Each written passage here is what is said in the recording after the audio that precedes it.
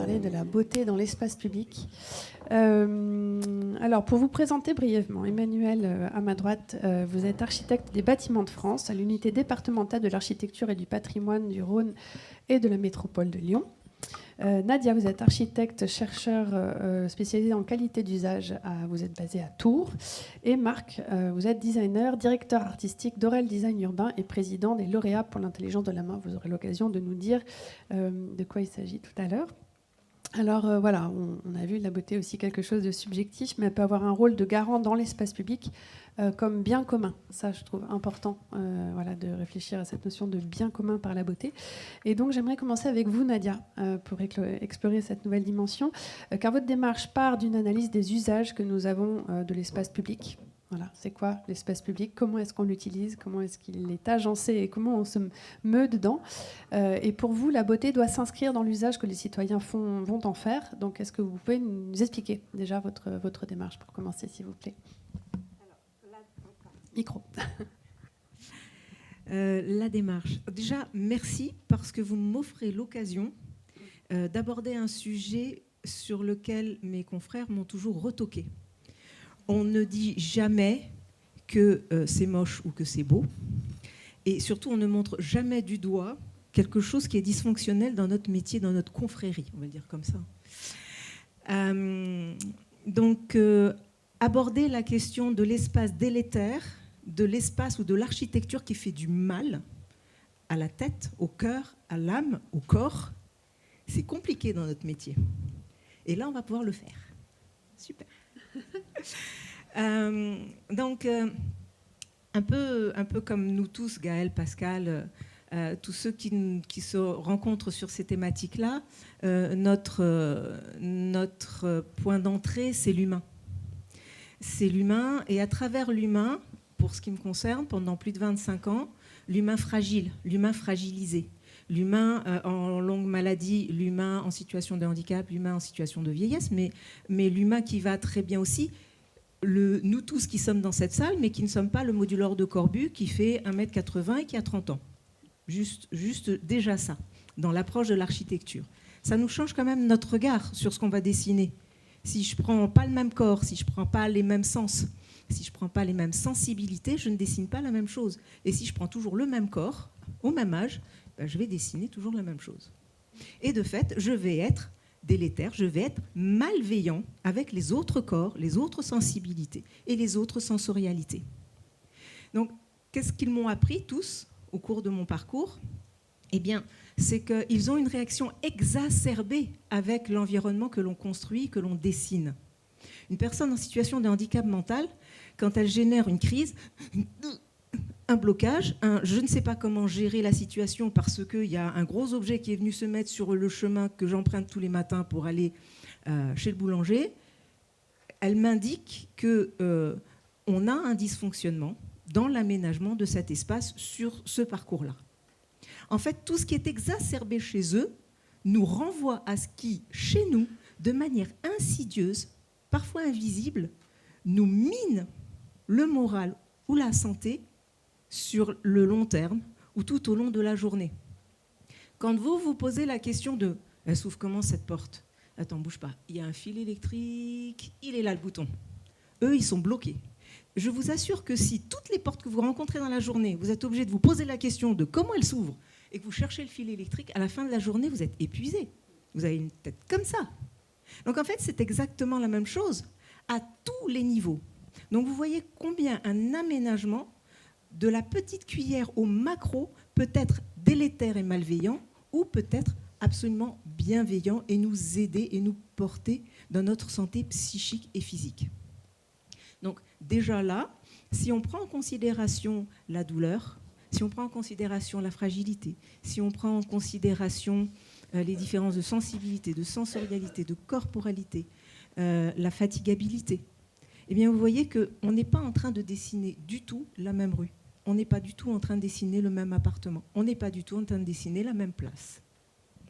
On n'est pas du tout en train d'aborder l'hôpital de la même manière, la chambre de la même manière. Donc clairement, on est, et il faut qu'on l'admette, on est producteur et on est responsable de quartiers ou d'habitants en colère qui vont se faire du mal ou qui vont faire du mal aux autres, où on est responsable d'habitats et de quartiers pacifiés. Ce que vous me disiez, c'est que cette approche-là, vous avez eu du mal à vous faire entendre avant qu'il n'y ait le confinement et le Covid. C'était quelque chose de difficile à promouvoir dans votre métier. La question de la santé mentale ou de la santé physique induite par l'aménagement de notre environnement urbain ou architectural était un tabou. Chaque fois que j'essayais d'aborder le sujet, j'étais renvoyée, mais vraiment au placard. Et puis est arrivé le Covid. Et le Covid a fait ressentir à chacun dans ses chairs ce que c'était que d'être enfermé dans un environnement qui soit était favorable à sa santé mentale et physique, soit défavorable à sa santé mentale et physique. Parce que les murs étaient gris, parce qu'il avait la vue sur du béton, parce qu'il avait la vue sur du bitume. Et tout le monde s'est rendu compte qu'il existait de chants des oiseaux et que les chants des oiseaux faisaient du bien. Et qu'à d'avoir un courant d'air, ça faisait du bien, et de pouvoir voir la feuille de l'arbre ou la branche de l'arbre dépasser sur le côté, ça faisait un bien fou. Et bien, depuis ce moment-là, tous les sujets sur lesquels j'ai galéré pendant 20 ans, depuis Covid, il n'y a plus aucun problème. C'est-à-dire que tout le monde est prêt à l'entendre et tout le monde est prêt à travailler dans cette direction-là. Tout le monde est prêt à entendre que oui, on a des environnements qui sont délétères et qui nous font du mal, et on a des environnements qui nous font du bien. Donc le beau doit être au service de la bonté, au service de l'humain et de la paix. J'aimerais savoir comment vous déployez votre approche aujourd'hui. Est-ce que vous pouvez nous donner des exemples ? Alors, puisque vous êtes là, je vais reprendre un exemple patrimonial. On pourra en parler après. Un exemple patrimonial, je vais reprendre l'exemple de Chambord. Tout le monde va vous dire c'est un beau château. Voilà. Certes, c'est un château qui a été créé à un moment donné pour une fonction donnée. Il a traversé les siècles et aujourd'hui, il a une nouvelle fonction. La fonction d'être un lieu de visite, un lieu de promenade, un lieu de découverte patrimoniale, architecturale. Très bien. Quand ils l'ont ouvert à la visite, on ne s'est pas retrouvé avec les mêmes publics qu'à l'époque, on est bien d'accord. Et en l'occurrence, tout le monde était perdu sur ce château. Personne ne savait où aller, comment y aller.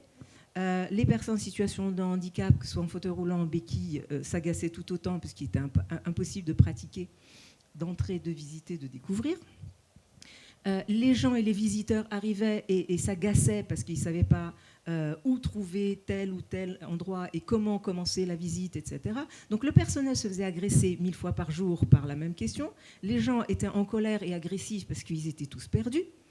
Donc, il fallait effectivement réfléchir à la question de comment on pacifie vraiment à la fois les agents d'accueil et à la fois les visiteurs.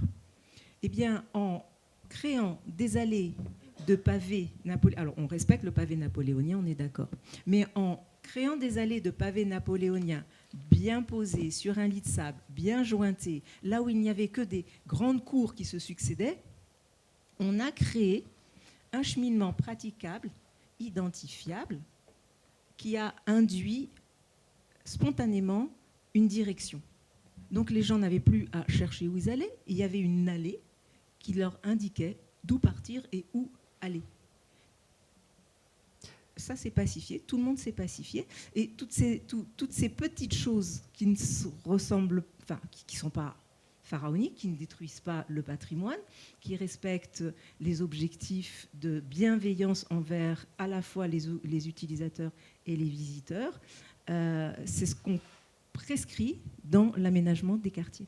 Donc pour des nouveaux quartiers, mais comme pour des quartiers existants, on va introduire toutes ces notions qui aujourd'hui n'existent toujours pas dans des programmes d'aménagement, et là est l'urgence. Donc s'il y en a dans la salle qui sont sur des programmes d'aménagement, stop, une demi-journée, on réintroduit toutes ces données-là et vous verrez que votre quartier, votre immeuble, votre architecture sera différente demain.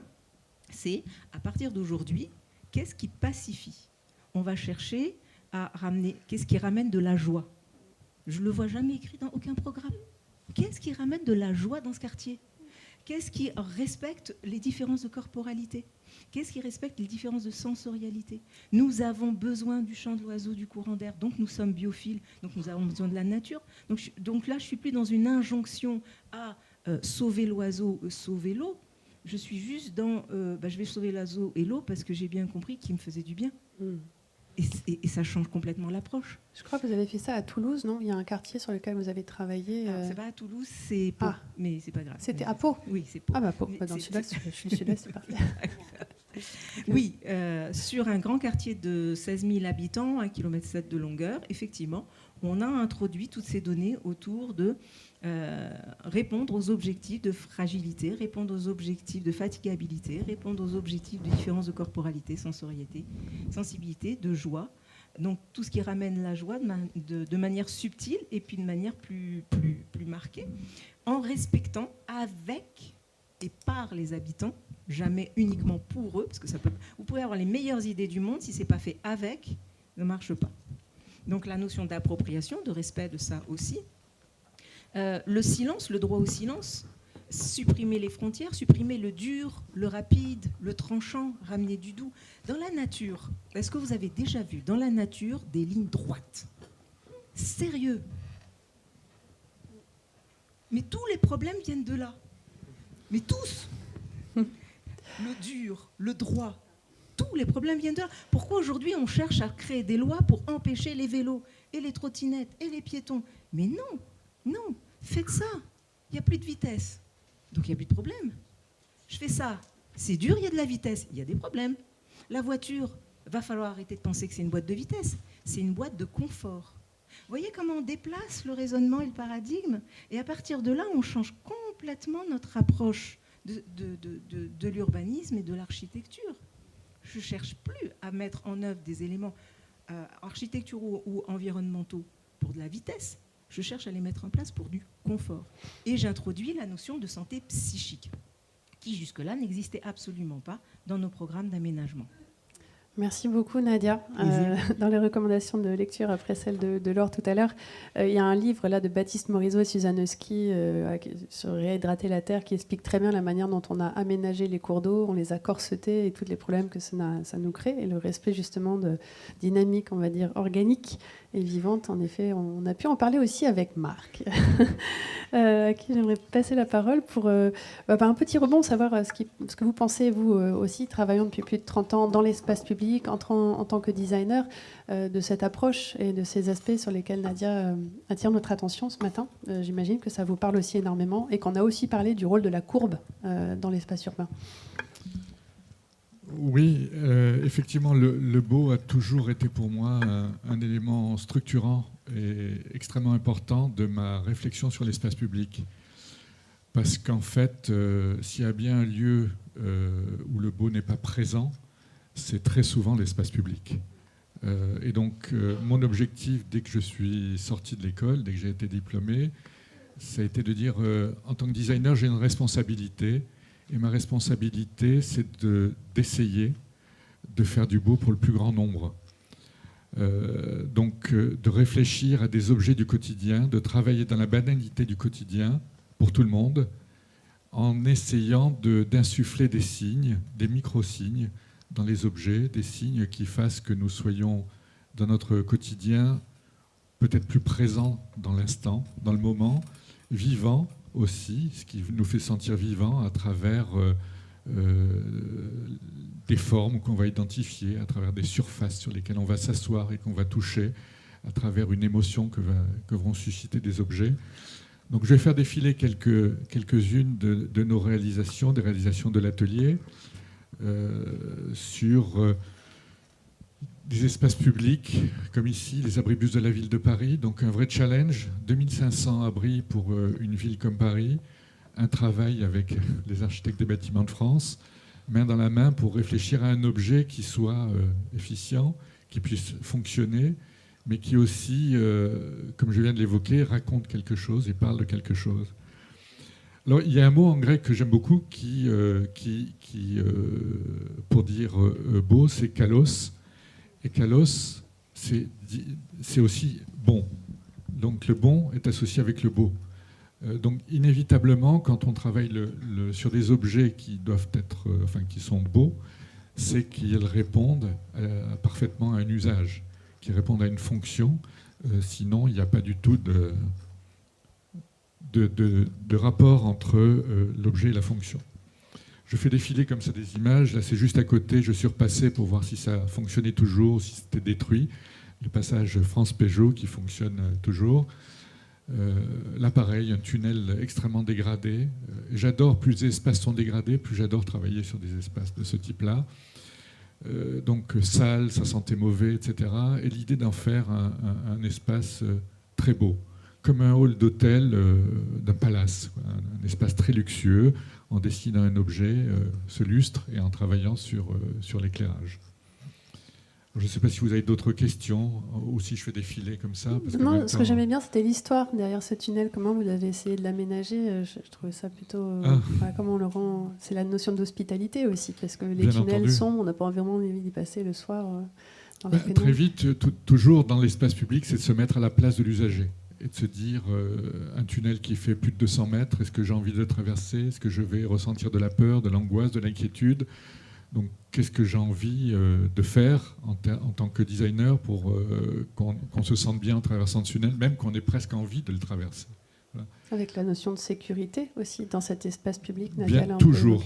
La notion de sécurité est toujours essentielle, de sécurité et de confort, je dirais, qui est un élément extrêmement important. Est-ce que vous avez d'autres exemples alors qu'on peut voir défiler Vous parliez du toucher aussi, qui était quelque chose d'important. Alors le toucher est extrêmement important parce que en travaillant avec l'hôpital de Brive, il y a pratiquement 10 ans, on a travaillé dans le service des malades d'Alzheimer, et notre projet qui mettait en œuvre de la céramique a été retenu parce que les médecins nous ont expliqué que ce matériau naturel qu'on allait utiliser pour faire dans les jardins thérapeutiques, pour faire des grands espaces de travail, pour planter, pour faire des jardinières, pour faire des assises, rassurait et réconfortait les malades, en fait, parce que ce matériau était naturel et agréable au toucher. On a travaillé après avec des neuroscientifiques, on parlait de neurosciences tout à l'heure, qui nous ont dit que les connexions neuronales sont aujourd'hui de plus en plus étudiées, parce qu'on s'est rendu compte que créer des connexions neuronales liées au bien-être permettait à des traitements extrêmement lourds pour le cancer ou autres d'améliorer le traitement. Donc connexion neuronale par le toucher, par l'odeur, on vous en avait parlé tout à l'heure. Donc inévitablement, la matérialité des objets est essentielle. Quand on s'assoit sur un objet, là je vais évoquer peut-être une question aussi extrêmement importante, et j'aurais voulu l'évoquer, mais on en parlera peut-être en aparté avec les personnes de Leroy Merlin, la notion de série, la notion d'industriel. J'ai travaillé avec l'industrie pendant très longtemps, et il y a une quinzaine d'années, j'ai décidé d'arrêter de travailler sur de la très très grande série, parce qu'on n'arrivait pas à travailler sur des matériels, sur des objets où on pouvait sophistiquer, qualifier la matérialité de ces objets. Ici, un projet qui a été réalisé pour les souks de Beyrouth en céramique, avec un maître d'art céramiste, Gérard Borde, et ces objets sont développés en petite moyenne série, ne coûtent pas plus cher que la grande série, et permettent d'aller aujourd'hui davantage vers des objets de grande qualité. Un projet qui me tient à cœur, qui est récent, qu'on a travaillé avec les ateliers Emmaüs, avec Guillaume et ses équipes, c'est des matériaux du bois issus des chantiers de démolition. Donc c'est un gymnase qui a été démoli et du bois de parquet a été récupéré. Donc la question que je me suis posée tout de suite, c'est de dire, il faut faire un bel objet. Quand on va utiliser des matériaux recyclés, l'idée c'est de ne pas faire des objets en palettes comme on voit partout. On s'assoit sur des palettes, ça fonctionne. J'ai même vu ici, avant d'arriver, en descendant du tramway, un espace où on peut s'asseoir. Alors tout le monde va dire c'est génial, on a créé un espace. Oui, mais c'est des bouts de bois qu'on a mis côte à côte et on s'assoit. Ok. Donc ça répond à un usage, d'accord. Donc avant il n'y avait rien, donc c'est toujours mieux qu'il y ait quelque chose pour s'asseoir. Mais on aurait pu mettre des caisses, des cailloux, des bouts de chewing-gum, peu importe, à partir du moment où on aurait pu s'asseoir, ça aurait répondu à une fonction. Mais si ça répond uniquement à une fonction, l'appropriation ne peut pas être là. Donc il faut associer à la fonction la notion de qualité, la notion de beauté. D'où l'idée, quand Guillaume est venu nous voir en disant on aimerait travailler ensemble, de travailler sur des objets, de beaux objets, des objets sophistiqués qui donnent l'impression que, qui ne sont pas issus du recyclage, mais qu'on peut trouver chez des grands fabricants de meubles français ou italiens. Voilà. Merci pour ça. Il y a encore celui-ci. Alors, ça, c'est plus simple parce qu'on est dans un espace très beau. On est à la Villa Médicis à Rome, où j'ai eu la chance de séjourner l'année dernière, puisque j'étais résident, avec Caterina, ma femme, qui est mon associée, architecte urbaniste. Et on a réalisé pour les jardins de la Villa un mobilier en osier tressé, là encore une fois avec un artisan d'art qui a tressé de manière complètement libre ces objets. Et l'ensemble du jardin aujourd'hui est rempli de ces objets qui créent un dialogue entre l'environnement qui est, on est dans les quadrates, tous les jardins à proximité de la villa, qui crée un lien entre l'architecture Renaissance et l'environnement des jardins. Merci pour ça. Ça me faisait penser, j'ai une amie aussi, designer, qui m'a dit un jour, en fait, j'ai travaillé aussi sur des objets en grande série, on nous a appris à faire des choses parfaites, il fallait qu'elles soient bien lisses, etc. Et un jour, j'ai dit stop. Et pour moi, la beauté est aussi dans l'imperfection des objets, dans le côté très artisanal, où on voit encore la touche de la main. Voilà, ça m'est juste venu là vous entendre. Si j'ai une toute petite chose, pour pas être très long. Vous disiez tout à l'heure que j'étais président de l'association des lauréats pour l'intelligence de la main. Je ne sais pas si vous connaissez ce prix de la Fondation Bettencourt. J'ai eu la chance de l'avoir il y a 10 ans pour le travail que je vous ai montré tout à l'heure sur le siège en céramique pour Beyrouth avec Gérard Borde. Ce prix m'a complètement fait changer aussi ma manière de travailler parce que j'ai rencontré tous ces savoir-faire, ces artisans d'art, ces plumassiers, ces céramistes, ces verriers, ces dinandiers qui travaillent le métal, pour qui le travail de la matière est essentiel. C'est plus une philosophie de vie. Et ils arrivent à générer des choses incroyables. Et tout ce travail, je l'intègre de plus en plus dans mon travail personnel. Et aujourd'hui, je me rends compte que même l'industrie, parce que je travaille bien entendu toujours avec l'industrie, mais sur des petites ou moyennes séries, est à la recherche aujourd'hui de se dire quel sens on va donner à nos objets, même en série. Et aujourd'hui, grâce à cette question de la matérialité de l'objet, on fait intervenir de plus en plus des savoir-faire dans les productions industrielles. Merci pour ce petit ajout. Vous parliez tout à l'heure des architectes des bâtiments de France. Tous les deux, vous avez fait référence aux collaborations que vous pouvez avoir avec eux. C'est très important. Et vous me disiez d'ailleurs, Marc Aurèle, qu'il faut tirer le fil de l'histoire pour composer et réaliser de beaux objets. Et c'est ce qu'on a fait notamment avec les nouvelles entrées de métro de Paris. Alors justement, on a avec nous Emmanuel Didier, comme je disais, architecte des bâtiments de France et chef de service à l'unité départementale de l'architecture du patrimoine du Rhône et la métropole de Lyon. Alors, j'aimerais savoir, vous, comment vous faites justement pour intégrer cette question de la beauté dans votre institution, notamment lorsqu'on travaille avec des aspects historiques, patrimoniaux. Comment la beauté surgit dans ces espaces ? Bonjour à tous. Alors, déjà, merci de me donner la chance d'être parmi vous et de témoigner sur la beauté qu'on essaye d'aborder au quotidien, mais par des biais détournés, en fait. Et comme ça a déjà été entendu... définir la beauté, c'est quand même un exercice. Je ne sais pas si on va tous ressortir aujourd'hui de cette séance avec une définition commune, mais en tout cas, on aura eu des éclairages qui, en tout cas, pour moi, ceux que j'ai entendus depuis ce matin, vont nourrir aussi ma pratique. Donc, en tant qu'architecte des bâtiments de France, oui, je suis une praticienne.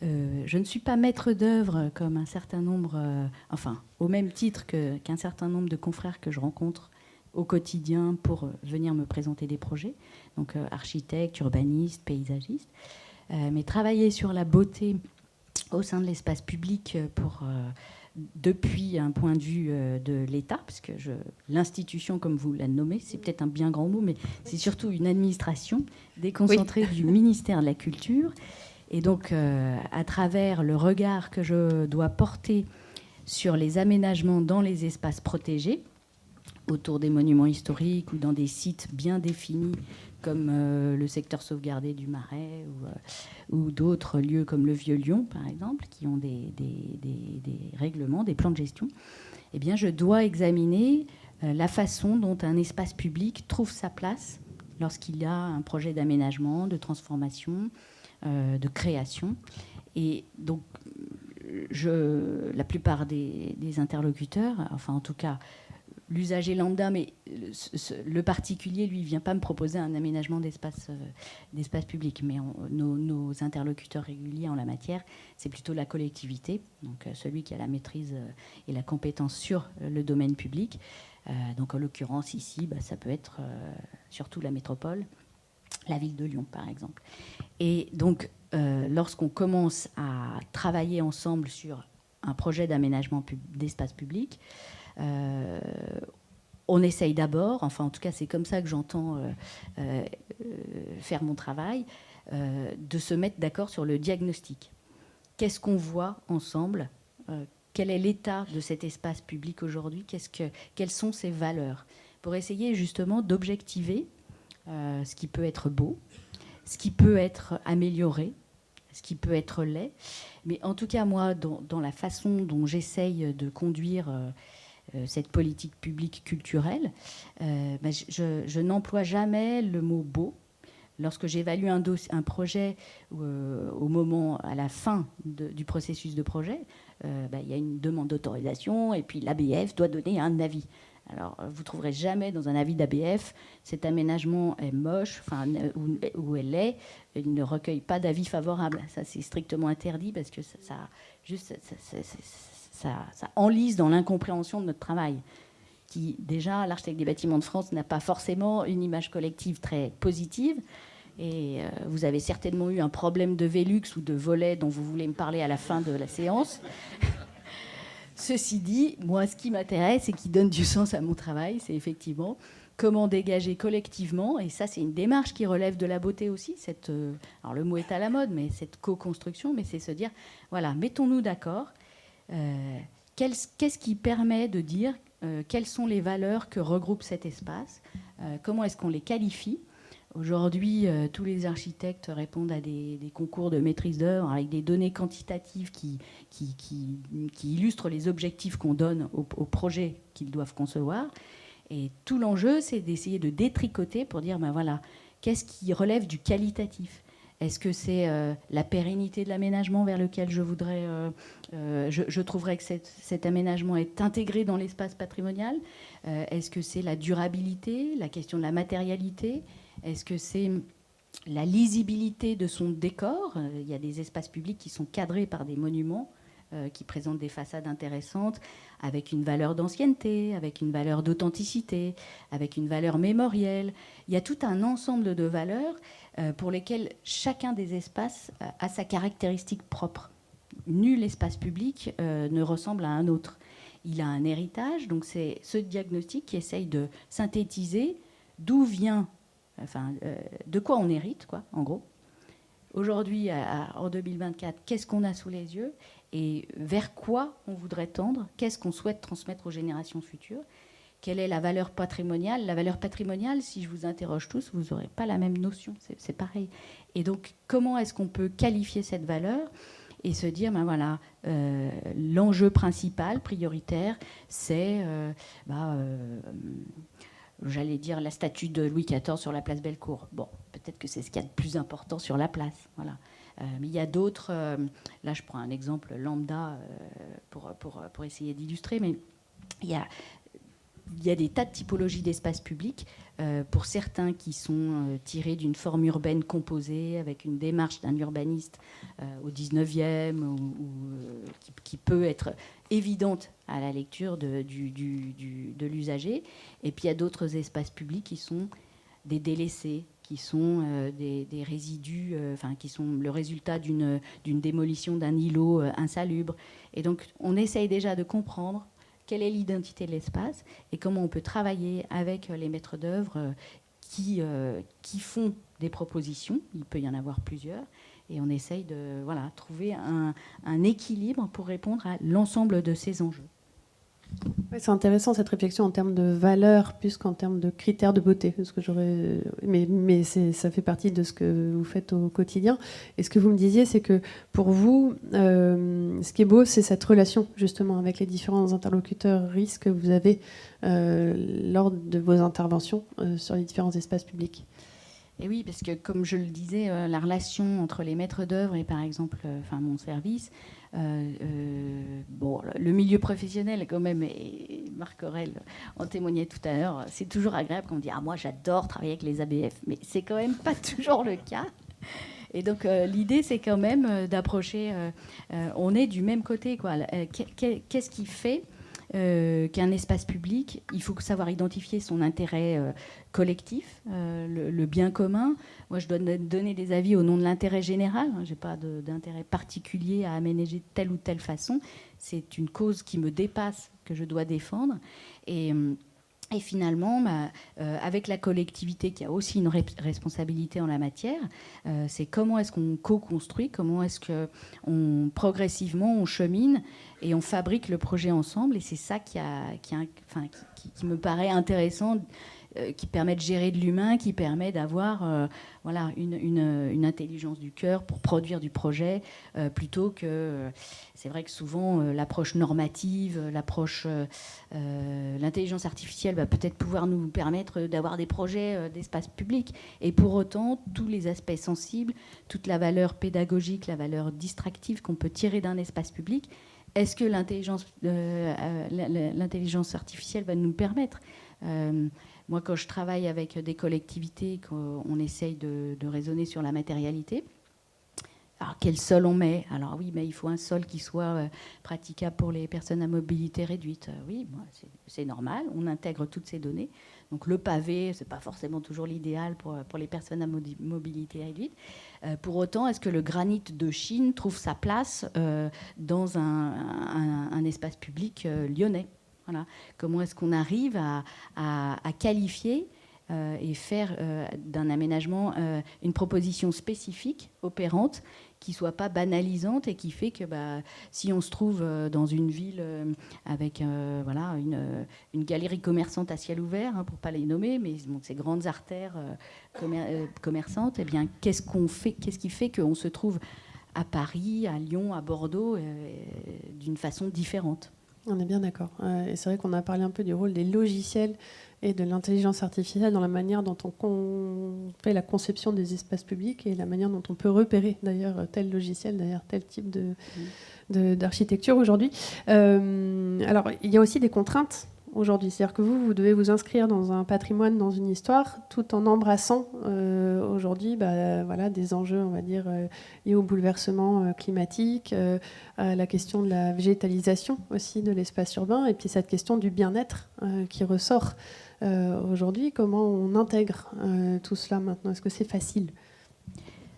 Alors, il y a des enjeux, des contraintes, bien sûr, comme dans tous les projets, mais je ne pense pas du tout... je ne vois pas ça comme des contraintes. C'est-à-dire qu'une fois qu'on fait ce fameux diagnostic de l'espace en question qui va être réaménagé, bien sûr, il est réaménagé au motif d'une programmation qui doit intégrer tout un tas d'enjeux.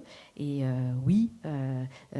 prendre en compte la transition écologique, prendre en compte les adaptations nécessaires au changement climatique. Comment est-ce qu'on les aborde ? Alors d'abord, on apprend un peu en marchant. Donc c'est d'abord des questions de méthode. Comment est-ce qu'on fait pour se mettre d'accord sur comment transformer cet espace ? Qu'est-ce qui est acceptable ? Qu'est-ce qui va dégrader ses valeurs patrimoniales ? Qu'est-ce qui va être irréversible, qu'on va perdre à jamais ? Ou qu'est-ce qu'on a vraiment envie de porter pour demain ? Et moi, je dirais que très souvent sur les sujets de patrimoine, curieusement, mais c'est pas dans la tête de tout le monde parce qu'il y a beaucoup d'avis assez critiques qui cherchent à opposer le patrimoine et la transition écologique. Or, on a quand même le même ADN. Donc, on travaille sur des espaces qui, pour certains, sont séculaires. Quel est le bilan carbone de tels espaces ? On peut s'interroger quand même. Le cycle de vie des bâtiments qui se trouvent autour, on a devant nous des preuves de ce que c'est que la transition écologique, ou de l'écologie appliquée, quoi. Donc il y a aussi ce qu'on introduit de plus en plus aujourd'hui, quel est le potentiel écologique d'un espace public. Bien sûr, on ne fait pas de l'urbanisme comme on faisait au 19e avec des arbres d'alignement monospécifiques. Donc ça veut dire que les platanes, les beaux platanes d'alignement qu'on trouve aujourd'hui à Lyon ou dans d'autres villes du Sud qui ont déjà été décimées, par contre, qu'est-ce qu'on va proposer pour demain comme régénération de ce patrimoine? Et c'est notre rôle. Alors, il n'y a pas de dogme, on est au-delà de la doctrine, on est plus dans l'appréciation et petit à petit l'objectivation de ce qui pourra transformer et accompagner en permettant de garder des valeurs qui sont l'identité d'une ville, par exemple. Est-ce que Nadia ou Marc, vous voulez rebondir sur ce qui vient d'être dit par Emmanuel? Est-ce que vous voulez ajouter en fait quelque chose avant que je propose à la salle de poser des questions? J'abonde totalement sur le patrimoine qui apaise, le patrimoine qui fait du bien, parce que ça rentre dans notre ADN, c'est notre histoire, c'est notre identité. Donc évidemment que ça passe aussi par la préservation de ce patrimoine. J'ai envie de dire, on doit réhumaniser, on doit apaiser la société, on doit apaiser l'habitant, on doit apaiser le visiteur, on doit apaiser la cité. Et pour ça, pour réhumaniser, on doit réintroduire cette part d'humanité qui nous manque dans les projets. On est toujours sur espace-fonction, mur, et il nous manque ce qui fait qu'on a répondu aux besoins de se rencontrer, de se toucher, de se regarder, aux besoins d'exister à travers les oreilles de l'autre, au besoin d'être en contact avec la nature, ça nous rattrape, mais pas avec le bon biais. Donc la philocalie, le besoin de bon, ce qu'on disait, hein, la beauté est une beauté malveillante si elle n'est pas bienveillante. Donc il faut que ce soit bon pour le corps, bon pour les vivants, bon pour le vivant, de l'insecte à l'oiseau, à l'humain. Donc réintroduire toutes ces subtilités-là. Et là, on aura vraiment une approche holistique qui va faire qu'on va redessiner ou travailler sur le patrimoine existant ou dessiner du neuf autrement, beaucoup plus pacifiant et pacifique. Donc ce n'est pas qu'une histoire d'esthétique. Ça ne peut être beau que si cette esthétique-là porte ces valeurs-là. L'objet d'art, vous ne vivez pas avec « j'aime, j'aime pas ». C'est beau, c'est pas beau, je comprends pas. Par contre, on a une responsabilité en tant qu'architecte urbaniste parce qu'on vit avec. Je ne peux pas seulement dire c'est beau, c'est pas beau. C'est moi aussi je le vaux bien. Et comme moi aussi je le vaux bien, je vais le respecter. Ça me tire vers le haut, ça me valorise. Donc je vais être apaisée avec moi-même, avec l'autre. Je ne vais pas avoir envie de détériorer ce que l'autre a parce que moi j'y ai pas droit. Vous voyez la nuance ? Donc c'est de ce beau-là dont on parle. C'est de ce beau qui fait du bien à l'âme. Marc, une petite... Oui, comme disait Emmanuel, ce qui est extrêmement important quand on travaille dans l'espace public, c'est de savoir regarder, de passer beaucoup de temps. Moi, c'est la majeure partie de mon travail, c'est de traîner dans les villes. Et c'est une partie que j'adore pour, ce que vous disiez tout à l'heure, tirer le fil de l'histoire, en fait, parce qu'on vient de quelque part et on va quelque part. Et donc, moi, j'ai toujours conçu mon travail comme une approche entre mémoire et modernité. L'idée, c'est pas parce qu'on est designer, pas parce qu'on veut absolument faire une création innovante qu'on doit se couper de l'histoire. Bien au contraire, c'est l'histoire qui nous nourrit. Et toute la difficulté et tout l'intérêt, je trouve, c'est de tirer ce fil, d'en extraire des éléments qui nous permettent d'être extrêmement contemporains, mais tout en ayant cette continuité. Et dans un pays comme le nôtre, ou en Europe, où la culture est très présente dans nos villes, il me semble difficile de faire autrement que d'avoir cette approche-là. Alors, dans d'autres pays, j'ai été sollicité à Dubaï, où il n'y a pas de culture particulière, puisque c'était un peuple de pêcheurs, la ville s'est développée, etc. Donc là, l'approche est encore différente. Mais si on parle de nos villes, en tout cas,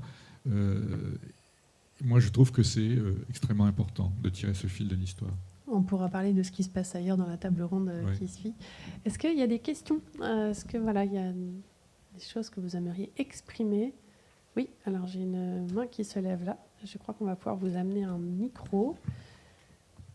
N'hésitez pas à vous présenter quand vous prenez la parole, pour savoir qui vous êtes. Allez-y, merci. Philippe Jarniard, retraité. J'ai l'impression qu'avant, le beau était défini par le roi ou par l'Église. Et depuis, on avait rencontré effectivement cette dépendance par rapport à la beauté, ce qui arrangeait bien les deux d'ailleurs. Depuis le Covid, est-ce qu'il y a un renversement de cette situation ? Est-ce que le pouvoir revient à la rue parce que le pouvoir de la beauté semble aller plutôt vers les très riches qui font un peu peur ? Donc, quelle est la situation et comment vous l'analysez aujourd'hui ? Vaste question. Est-ce qu'il y a une autre question dans la salle que je sache si je prévois du temps ? Non ? Je ne vois pas d'autres mains se lever. Donc, OK, on a un petit peu le temps, puis après ça...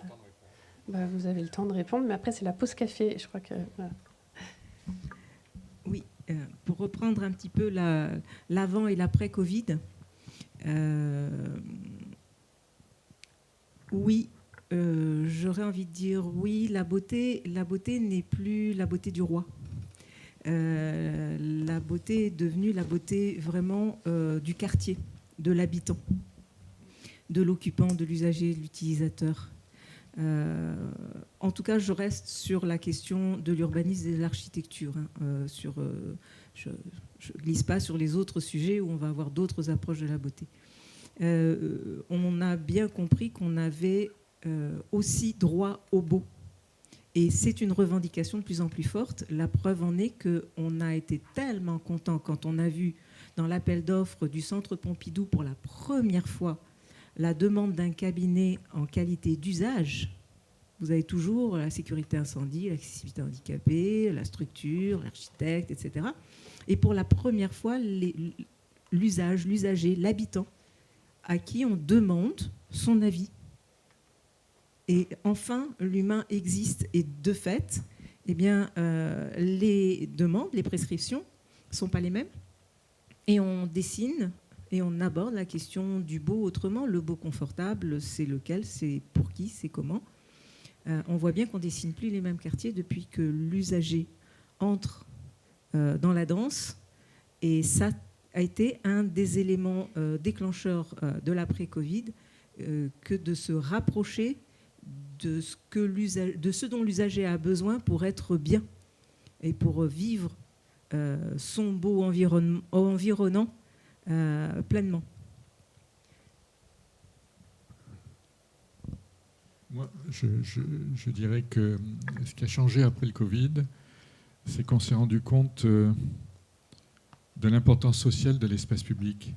Parce qu'en fait, beaucoup d'entre nous habitent dans des petits appartements, dans les grandes villes, petits appartements. Et quand on a été confiné, il a été difficile de rester enfermé. On avait besoin de sortir. Et quand on sortait, on n'avait pas grand-chose dehors. Donc on s'est rendu compte que l'extérieur devait changer pour être davantage un espèce de prolongement de notre espace domestique. Donc la notion de domestiquer l'espace public, de le rendre plus, plus social, plus apaisé, qui permette du lien social, devenait un élément important. Donc aujourd'hui, avec le plan climat, beaucoup de villes se plantent. C'est très bien, c'est parfait. Je vis beaucoup à Paris, donc quand on voit la ville de Paris se transformer, je trouve ça très bien. Mais on oublie une chose, encore une fois, on oublie le mobilier dans ces espaces publics. Le mobilier est le grand oublié parce que on oublie l'usage encore. C'est-à-dire que la rue, même si elle se transforme de manière considérable aujourd'hui, elle reste toujours un espace de passage, un lieu de passage où on circule. Et quand on s'arrête, c'est pour consommer. Et donc, il y a quelque chose qui ne fonctionne pas. Donc si on l'a fait évoluer, c'est aussi pour qu'il y ait peut-être davantage de liens sociaux. C'est ce qui était demandé après le Covid, qu'il se passe autre chose et que je puisse être en bas de chez moi, devant chez moi, pour profiter du soleil, profiter de mes voisins, discuter, échanger, etc. Et ça, j'ai bon espoir que ce soit l'étape suivante, qu'on ne s'arrête pas uniquement à planter les villes, mais qu'on se dise aussi que la question de l'usage est une question extrêmement importante. Merci. Ouais, juste modestement pour tâcher de répondre à la question du beau décrété par le roi ou le pouvoir religieux.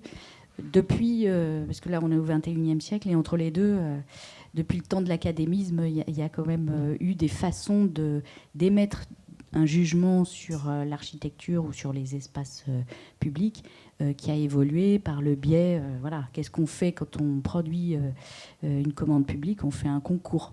Voilà. Et donc, la façon d'évaluer et d'estimer, enfin, d'aboutir à une proposition opérante qui peut accessoirement être belle, c'est une collégialité, c'est un vote. Voilà.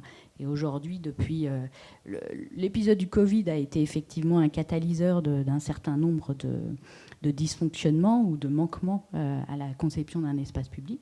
Mais ceci dit, la concertation œuvre de plus en plus dans la préparation des projets. Et si toute confiance peut être faite dans les professionnels pour produire, participer, concevoir un espace, pour autant, c'est vrai que la part, on remarque, et que les décideurs ont bien intégré cette donnée, la part donnée aux citoyens est assez importante dans le résultat produit. Et il me semble que ça peut parfois questionner, et en même temps on peut se dire c'est aussi un moyen d'éduquer le citoyen à la pratique, à l'appréciation du beau, je ne sais pas, mais des différentes valeurs qu'on pourrait attendre aujourd'hui en 2021 d'un espace public. Merci. Et c'est vrai que voilà, il y a aussi la question des moyens. Dans les grandes villes, c'est pas la même chose que dans les petites communes, dans le milieu rural. Oui. Juste une petite remarque par rapport, qui est une bonne nouvelle. Alors, je crois qu'on n'a pas de micro, mais ça serait bien c'est pour que tout le monde puisse s'entendre. Et puis après, Depuis le Covid, rapidement, en fait, à Fleury, il y a des espaces sportifs dans les villes. Un lien social extraordinaire. Oui. Et ça embellit une ville aussi. Multifonction, ça peut être bien aussi. Merci à tous les trois. Je vous propose qu'on fasse une rapide pause et qu'on reprenne dans 10 minutes, si c'est OK pour vous. Merci beaucoup.